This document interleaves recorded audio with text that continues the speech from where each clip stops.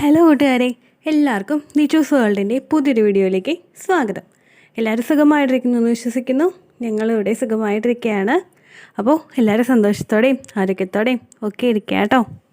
ഇന്നത്തെ വീഡിയോയിൽ ഞാൻ സംസാരിക്കുന്നത് ജസ്റ്റ് 24 ഹവേഴ്സിനുള്ളിൽ പ്രഗ്നൻ്റ് ആകാനായിട്ടുള്ള സാധ്യത ഇരട്ടിയാക്കാനായിട്ട് നമുക്ക് ചെയ്യാൻ കഴിയുന്ന ഏറ്റവും ഇമ്പോർട്ടൻ്റ് ആയിട്ടുള്ള ഒരു കാര്യത്തെ പറ്റിയിട്ടാണ്. വലിയ മുഖവരെയൊന്നും കൊടുക്കുന്നില്ല. ഒരു 24 മണിക്കൂറിനകം നമ്മൾ പ്രഗ്നൻ്റ് ആകാനായിട്ട് എന്ത് കാര്യമാണ് നമ്മൾ ശ്രദ്ധിക്കേണ്ടതെന്ന് നമുക്ക് നോക്കാം. നമ്മൾ പ്രഗ്നൻ്റ് ആകാനായിട്ട് ഏറ്റവും കൂടുതൽ സാധ്യതയുള്ള ഒരു ടൈം പീരീഡ് എന്ന് പറയുന്നത് നമ്മൾ ഓവുലേഷൻ നടക്കുന്ന ആ ഒരു സമയമാണ്. നമ്മളുടെ ശരീരത്തിലെ ഏതെങ്കിലും ഒരു അണ്ടാശയത്തിൽ നിന്ന് മൂപ്പെത്തിയിട്ടുള്ള അണ്ടം പുറത്തേക്ക് വരുന്നതിനെയാണ് ഓവുലേഷൻ എന്നതുകൊണ്ട് ഉദ്ദേശിക്കുന്നത്. ഓവുലേഷൻ എന്താണെന്ന് അറിയാത്തവർക്ക് വേണ്ടിയിട്ടാണ് കേട്ടോ ഒന്ന് ചുരുക്കി പറഞ്ഞത്. ഈ ഒരു ഓവുലേഷൻ നടന്നു കഴിഞ്ഞാൽ നമ്മുടെ ശരീരത്തിൽ നിന്ന് ഏതെങ്കിലും ഒരു അണ്ടാശയത്തിൽ നിന്ന് മൂപ്പെത്തിയിട്ടുള്ള, അതായത് വളർച്ചയെത്തിയിട്ടുള്ള ഒരു അണ്ടം പുറത്തേക്ക് വരുന്നതാണ് നമ്മുടെ ഓവുലേഷൻ എന്ന് പറയുന്നത്. ഓവുലേഷൻ നടക്കുന്നതിന് മുന്നോടിയായിട്ട് തന്നെ നമ്മുടെ ശരീരത്തിൽ കുറച്ച് ലക്ഷണങ്ങൾ ഉണ്ടാക്കും. അതായത് നമ്മുടെ ശരീരം നമുക്ക് കാണിച്ച് തരികയാണ്, നമ്മുടെ ശരീരത്തിൽ നിന്ന് അണ്ടം പുറത്തേക്ക് വരാനായിട്ട് തയ്യാറായിക്കൊണ്ടിരിക്കുകയാണ്, നിങ്ങൾ കോണ്ടാക്ട് ചെയ്ത് തുടങ്ങിക്കോളൂ എന്ന് നമ്മുടെ ശരീരം നമുക്ക് കാണിച്ച് തരാനായിട്ട് നേരത്തെ തുടങ്ങും. അപ്പോൾ ഈ ഒരു 24 മണിക്കൂർ ടൈം പീരീഡ് എന്നുള്ളൊരു കാര്യം ഞാനിവിടെ പറയാനായിട്ടുള്ള കാരണം, നമ്മുടെ ശരീരത്തിലോട്ട് പുറത്തേക്ക് വരുന്ന ഒരു എഗ്ഗ് ഒരു 24 മണിക്കൂർ അല്ലെങ്കിൽ മാക്സിമം ഒരു 36 മണിക്കൂറോ മാത്രമായിരിക്കും നമ്മുടെ ശരീരത്തിൽ ഉണ്ടാവുന്നത്. അപ്പോൾ ഓവുലേഷൻ സമയത്തെ ജസ്റ്റ് ഒരു 24 ഹവേഴ്സ് എന്ന് പറയുന്നത് നമ്മളെ സംബന്ധിച്ചിടത്തോളം ഏറ്റവും കൂടുതൽ ക്രൂഷ്യൽ ആയിട്ടുള്ള ഒരു ടൈമാണ്.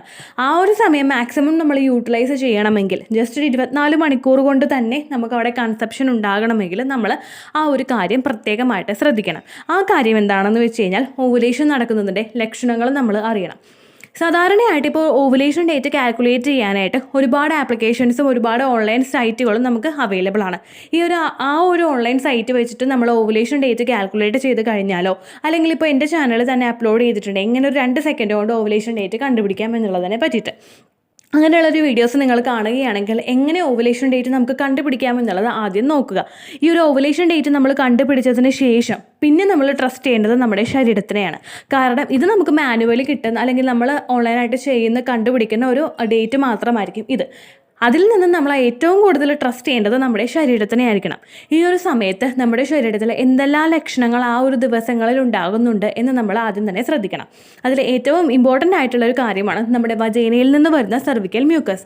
സെർവിക്കൽ മ്യൂക്കസ് എന്ന് പറയുന്നത് നമ്മൾ ഓവുലേഷൻ നടക്കുന്ന സമയത്ത് നമ്മുടെ ശരീരത്തിൽ നിന്ന്, നമ്മുടെ യോനി ഭാഗത്തു നിന്നും വരുന്ന പച്ചമുട്ടയുടെ വെള്ള പോലെയുള്ള ഒരു ടെക്സ്ചറിൽ ഉണ്ടാകുന്ന ഒരു പ്രത്യേകതരം ഡിസ്ചാർജാണ്, സ്രവമാണ് ഈ ഒരു സെർവിക്കൽ മ്യൂക്കസ് എന്ന് പറയുന്നത്. ഈ ഒരു സെർവിക്കൽ മ്യൂക്കസ്, പച്ചമുട്ടയുടെ വെള്ള പോലെയുള്ള ഒരു സെർവിക്കൽ മ്യൂക്കസ് നമ്മുടെ ശരീരത്തിൽ നിന്ന് വന്നു കഴിഞ്ഞു കഴിഞ്ഞാൽ അതിനർത്ഥം നമ്മളിൽ ഓവുലേഷൻ ആയി എന്നുള്ളതാണ്. ഇതൊരു ടൈപ്പ് ഓഫ് ലൂബ്രിക്കൻ്റ് ആണ്. അതായത് നമ്മൾ ഫിസിക്കൽ കോണ്ടാക്ട് ചെയ്യുന്ന സമയത്ത് ആ ഒരു പ്രോസസ്സ് എൻജോയ് ചെയ്യാൻ വേണ്ടിയിട്ടുള്ള ഒരു ലൂബ്രിക്കൻ്റ് ആണ് ഈ സെർവിക്കൽ മ്യൂക്കസ് എന്ന് പറയുന്നത്. ഈ ഒരു തരത്തിലുള്ള ഡിസ്ചാർജ് നിങ്ങൾക്ക് ഉണ്ടോ എന്ന് നോക്കുക. അതാണ് ആദ്യത്തെ സ്റ്റെപ്പ്. രണ്ടാമത്തത്, ഇതിൽ ഏതെങ്കിലും ഒന്ന് നമുക്ക് ഉണ്ടായാൽ മതി കേട്ടോ, എല്ലാം കൂടി ഉണ്ടാകണമെന്നൊന്നും നമ്മൾ വാശി പിടിക്കാനായിട്ട് പാടില്ല. നമ്മുടെ ബ്രസ്റ്റിൽ ചേഞ്ചസ് ഉണ്ടാകുക, ബ്രസ്റ്റ് ഒന്ന് എൻലാർജ് ആവുന്നത് പോലെയോ, അല്ലെങ്കിൽ നമ്മൾ ആ ഒരു ഓവുലേഷൻ ഡേറ്റ് എടുക്കുന്നതിൻ്റെ സമയത്ത് നമ്മുടെ പാർട്ട്ണറെ അട്രാക്ട് ചെയ്യാൻ പാകത്തിന് നമ്മുടെ ശരീരവും പ്രിപ്പയർ ആയിക്കൊണ്ടിരിക്കും. നമുക്കും ആ ഒരു കോണ്ടാക്റ്റ് വേണം എന്നുള്ളൊരു ആഗ്രഹം നമ്മുടെ ഉള്ളിലും തോന്നി തുടങ്ങും. ആ ഒരു ലക്ഷണങ്ങൾ ഇതിൽ ഏതെങ്കിലും ഒന്ന് നിങ്ങളിലുണ്ടോ എന്ന് നിങ്ങൾ ശ്രദ്ധിക്കുക. അതിനുശേഷം ഈ ഒരു ലക്ഷണങ്ങൾ നിങ്ങൾക്ക് കണ്ടിട്ടില്ല എങ്കിൽ പിന്നീട് നമുക്ക് നമ്മുടെ ശരീരത്തെ ട്രസ്റ്റ് ചെയ്യാനായിട്ട് പറ്റും. അതെങ്ങനെയാണെന്ന് വെച്ച് കഴിഞ്ഞാൽ, നമ്മൾ എന്നാണോ ഓവുലേഷൻ നടക്കും എന്നുള്ളൊരു ദിവസം നമ്മൾ കാൽക്കുലേറ്റ് ചെയ്ത് വെച്ചിരിക്കുന്നത്, ആ ഒരു ദിവസത്തിൽ നമ്മൾ ഓവുലേഷൻ ടെസ്റ്റ് കിറ്റ് ഉപയോഗിച്ചിട്ട് ടെസ്റ്റ് ചെയ്ത് നോക്കുക. നമ്മുടെ യൂറിൻ്റെ സാമ്പിൾ എടുത്തിട്ടാണ് നമ്മൾ ടെസ്റ്റ് ചെയ്ത് നോക്കുന്നത്. ആ സമയത്ത് നമുക്ക് ഓവുലേഷൻ അടുക്കാറായിട്ടുണ്ടെങ്കിൽ ആ ഒരു 2 ലൈനും ഡാർക്കായിട്ട് കിട്ടും. ഓവുലേഷൻ ടെസ്റ്റ് കിറ്റ് ഉപയോഗിച്ചിട്ട് നിങ്ങൾ ടെസ്റ്റ് ചെയ്യുന്ന ആ ഒരു സമയത്ത് നിങ്ങൾ മാക്സിമം അത് യൂട്ടിലൈസ് ചെയ്യുക. ഈ ഒരു ദിവസം നമുക്ക് വരുമ്പോഴേക്കും ഒരു ഓവുലേഷൻ ഡേറ്റ് നമ്മൾ കാൽക്കുലേറ്റ് ചെയ്തത് ഡേറ്റ് 14 ആണെങ്കിൽ, ഈ 14th ഡേയിൽ നിന്ന് ഒരു 3 അല്ലെങ്കിൽ ഒരു 4 ദിവസം മുൻപ് മുതൽ നിങ്ങൾ മസ്റ്റായിട്ടും കോണ്ടാക്ട് ചെയ്ത് തുടങ്ങണം.